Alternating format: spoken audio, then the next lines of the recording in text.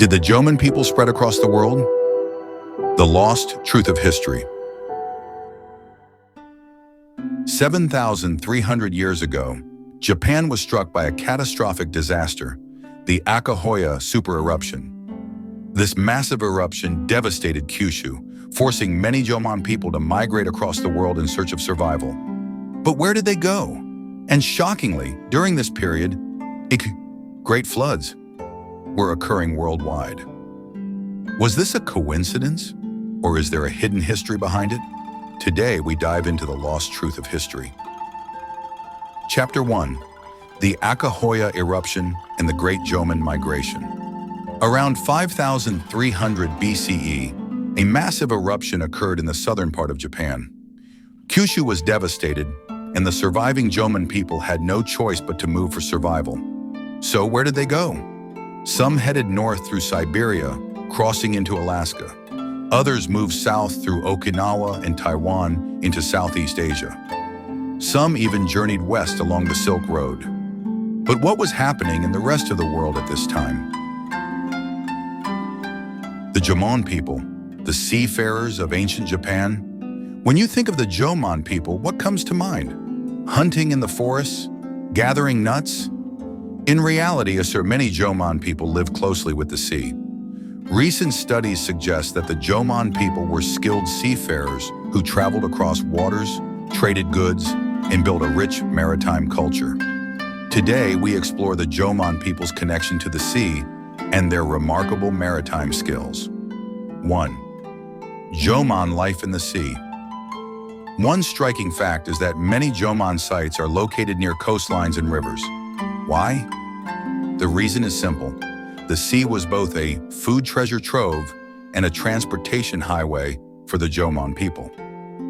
Excavations have uncovered fish bones, shellfish remains, fishing hooks, and harpoons, proving that they actively utilized marine resources. Marine resources used by the Jomon people. Shellfish fish seaweed. But the Jomon people didn't just catch seafood, they may have practiced early aquaculture. For instance, in Mi Prefecture, archaeologists discovered evidence that the Jomon people cultivated shellfish by allowing them to grow to a certain size before harvesting. This suggests a form of aquaculture. Second, Jomon seafaring technology. How did the Jomon people travel over water? They used dugout canoes. A dugout canoe found in Fukui Prefecture is over 5,000 years old, proving that the Jomon people navigated rivers and coastal waters. Furthermore, the discovery of obsidian, jade, and shell ornaments in distant locations suggests that the Jomon people engaged in long-distance trade. Jomon Trade Network. Obsidian. From Nagano to Kanto and Kansai jade. From Niigata to Kyushu shell ornaments. Pacific shells found on Japan's western coast. This means the Jomon people were already using sea routes to connect different regions. 3. Did the Jomon people connect with foreign lands? Amazingly, evidence suggests that the Jomon people may have interacted with foreign cultures. Some Jomon artifacts contain shells from islands far to the south, and DNA research indicates genetic similarities between Jomon people and Southeast Asian populations. What does this imply? It suggests that the Jomon people may have sailed across the sea to interact with other cultures. We often think of the Jomon people as primitive hunter-gatherers, but in reality, they were skilled seafarers with advanced maritime technology and a vast trade network. Their DNA still lives on in us today. Perhaps you too have the spirit of the sea-loving Jomon people within you.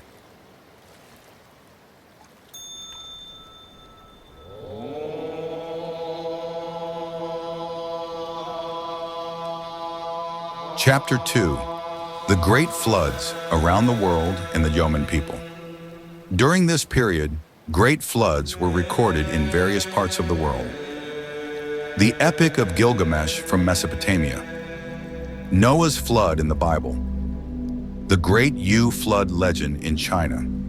Each of these legends speaks of massive waters covering the land, resetting civilizations. But was this merely a natural disaster, or could it be connected to the Jomon people's Great Migration?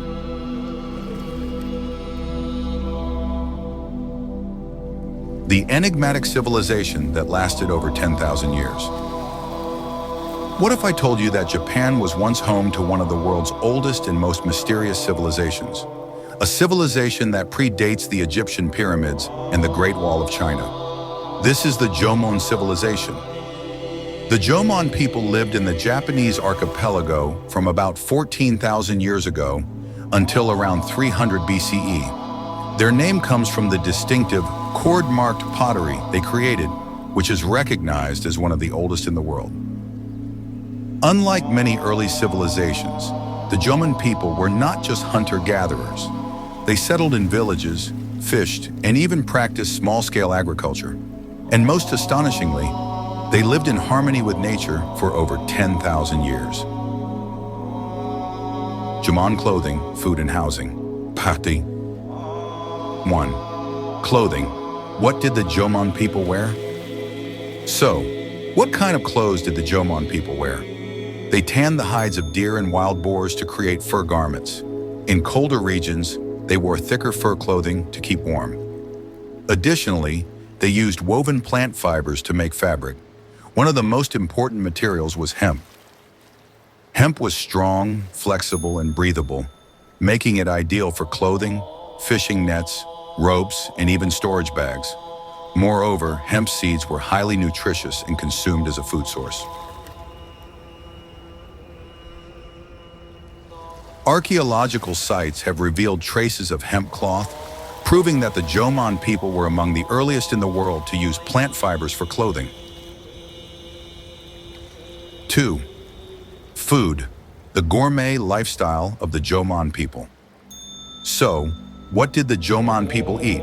Surprisingly, their diet was highly diverse.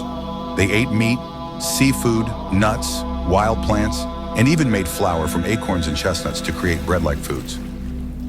Typical Jomon foods included meat, deer, wild boar, rabbit, berg, seafood, sea bream, yellowtail, bonito, shellfish. Nuts, chestnuts, walnuts, acorns, processed to remove bitterness. Onar, plants, wild vegetables, seaweed, root crops. Seeds, hemp seeds, a superfood even today. Hemp seeds were highly nutritious and are now considered a superfood. The Jomon people may have relied on them as an essential nutrient source. 3. Housing. Surprisingly comfortable, the homes of the Jomon people. What kind of homes did the Jomon people live in? Their primary dwelling was the pit house, where they dug into the ground and built a roof with wood and thatch.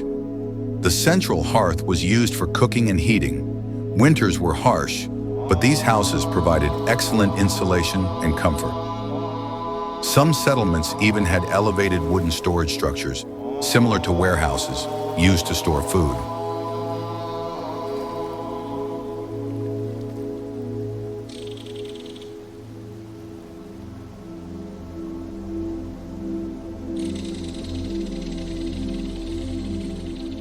Chapter 3. The Jomon people and the era of Joseph. While the Jomon people were migrating across the world, major changes were happening in Egypt. Around 3,700 years ago, Joseph was sold as a slave to Egypt and later became a key figure in managing food supplies against famine. Could it be that knowledge from migrating Jomon people influenced ancient Egyptian planning? The Jomon people, masters of advanced technology. Many assume ancient people were primitive, but the Jomon people had remarkably advanced skills. They created intricate ornaments, lacquerware, and mysterious clay figurines known as dog. Some of these figurines have alien-like designs, leading to speculation about ancient astronaut theories. Even more astonishing, there is evidence that the Jomon people practiced early forms of dentistry. Fossilized teeth show signs of cavities being filled with natural resin. Did the Jomon civilization change the world? The hidden Great Migration. Did the Jomon people truly influence global civilizations? What do you think? Could the Jomon people have left their mark on world history? Double asterisk. The The spirit of the Jomon people lives on in us today. Their deep connection with nature, their adventurous voyages across the sea, and their wisdom in sustainable living. If you found this journey into the world of the Jomon fascinating, don't forget to subscribe, hit the like button, leave a comment, and join us as we uncover more hidden stories from ancient Japan and beyond. Subscribe now and let's explore history together.